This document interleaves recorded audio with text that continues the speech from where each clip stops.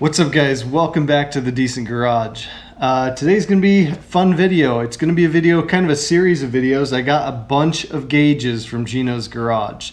So first of all, I gotta say I love working with Gino's Garage and you guys know it. I called them, told them I wanted a couple TACs, a couple fuel pressure gauges for each truck, and they told me exactly what I needed, all the different fittings I needed for the fuel pressure gauge, the different harnesses for the TACs.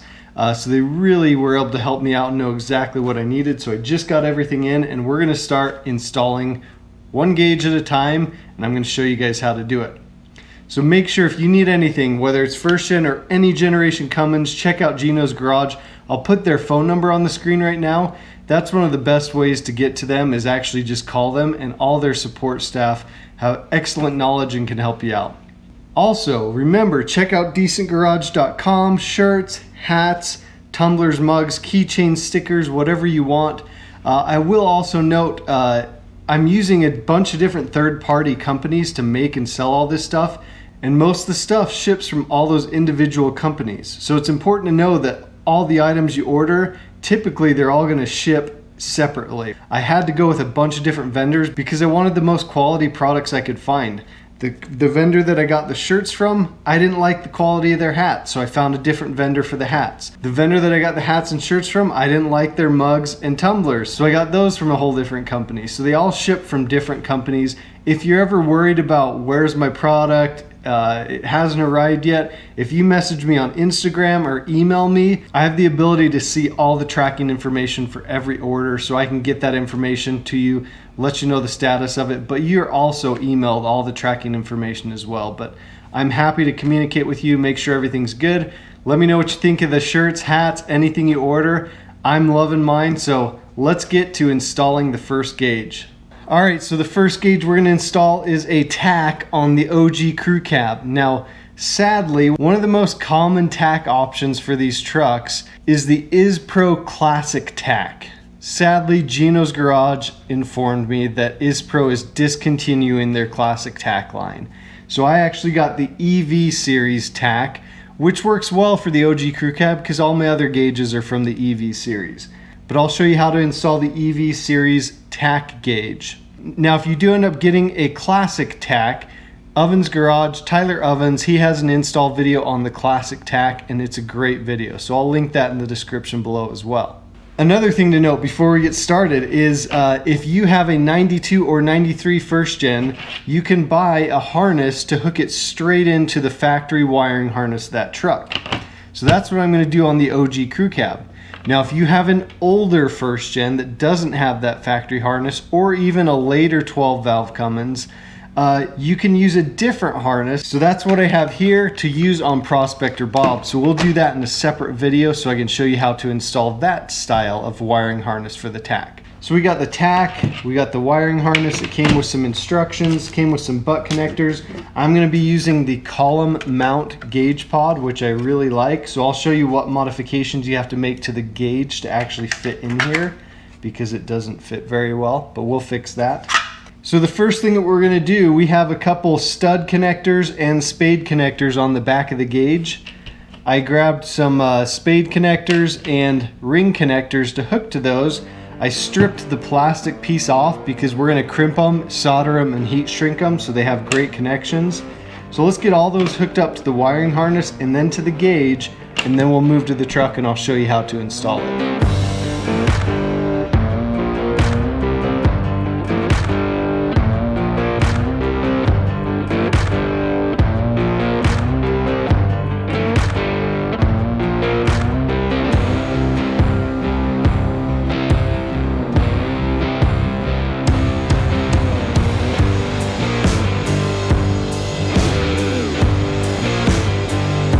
Alright, so I actually was cutting the studs off with my Dremel and it heated them up and they just pulled right out of the plastic, so that worked just fine. So studs are removed and now you can see that it seats fully into the mount now. So that's all you have to do to get this gauge to fit. So let's hook the wires up to the back of the gauge. All you have to do, follow the instructions. They're very self-explanatory.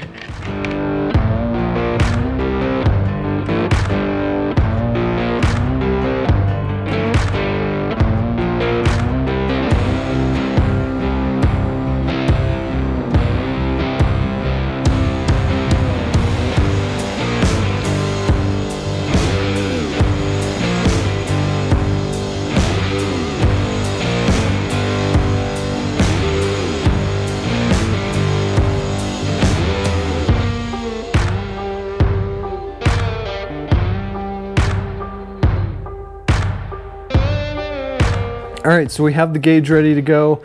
Wiring's all connected. I'm gonna head out and take the dash bezel off. I don't think you actually have to take that off, but I'm gonna do it so that you guys can see a little bit better. I've got videos on how to do that, which I'll link in the description below if you don't know how to do that. All right, here we are at the truck. Let me show you where I'm at with this. So I removed the gauge bezel, I removed the fuse panel faceplate and the fuse panels hanging down.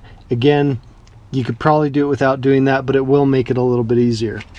And then I removed this part of the steering column. In order to do this, there's 3 Torx screws on this part and 2, one in the middle and one over on this side on this section. And you have to loosen this section so that you can lift this up in order to lift that section off. But that'll help us run the wires right under there so they can be hidden. All right, so we've got it on. It came with 2 strips of double-sided tape, so I stuck them both right here, and then I grabbed some more double-sided tape and stuck it right under this little spot right here and right here so it would stay down.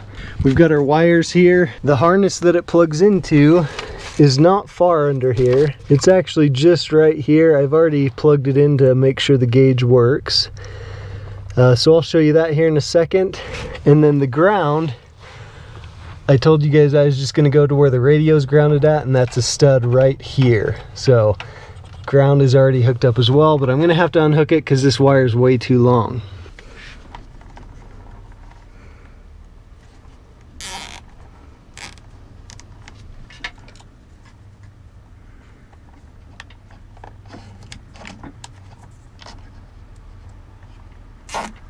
So on the column here, there's this factory kind of plastic thing that all the wires come through. So I popped this grommet off and I'm gonna run my wires right through there so it's going right along with the harness. So that's a tip for y'all. So another thing to pay attention to, if you have a tilt column, if I've got it all the way up, there's slack there, but it's fairly snug when I've got it down. So you need to leave a little slack if you've got a tilt column. If I were to pull it all the way tight here and lower it, it would pull on the wires. All right, I'm gonna put all this plastic back on, then we'll plug it in, we'll cut the ground wire down, and it'll be ready to go. We'll give her a fire up. All right, so it's kind of a pain to get all the plastics back on, but just take your time, be patient with it, it'll go back on.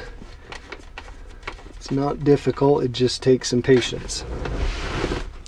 So one of the hardest parts to get lined up are the little columns where these screws go. It's hard to get them to seat in there, so what I found the best way to do is just thread the screw in and let the screw pull it together. That works way easier than fighting it and having to, you know, try and get it to cinch together otherwise. All right, last screw. All right, so now we have our harness coming out. I'm not gonna cut this harness because it came with all the butt connectors. I'll just wrap up any extra. But I'm going to have the ground run right here up to the ground. So I'm gonna cut it about right here.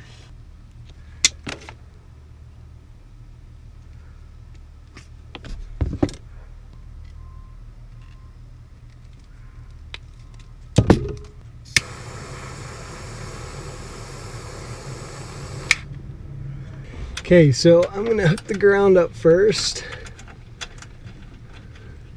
and you'll feel it. It's just a stud right up here. And we're gonna zip tie this ground to this other little harness here. Make it nice and clean.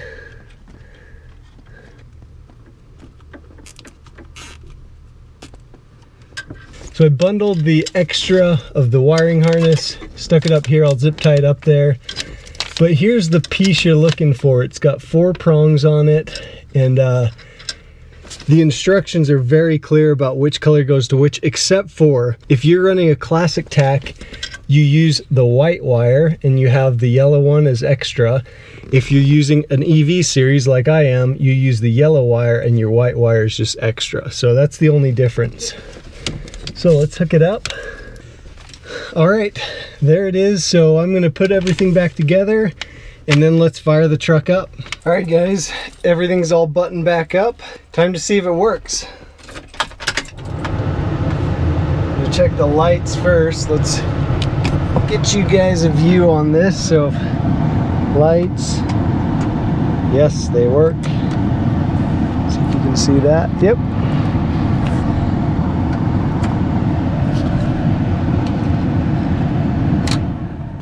Okay, now let's start her up and see if we get a TACH reading.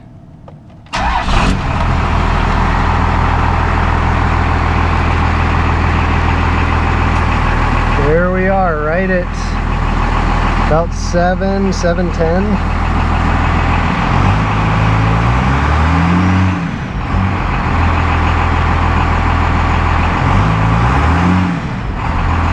Boom. Sweet. So it worked. I'm excited. It wasn't difficult. It just took time and patience. Like any project on these trucks or any project in general, anyone can do it. It just takes some time and some patience. So hopefully this video helped you guys out. We're going to be installing fuel pressure gauges on these trucks. I'm not going to show you installing the TACH on the Prospector because it's got a 92 harness, so it's going to be the exact same thing. So here pretty soon we've got fuel pressure gauges. We're going to install those and be able to tell what's going on with the fuel pressure. So thanks for tuning in. I hope this was helpful for you guys.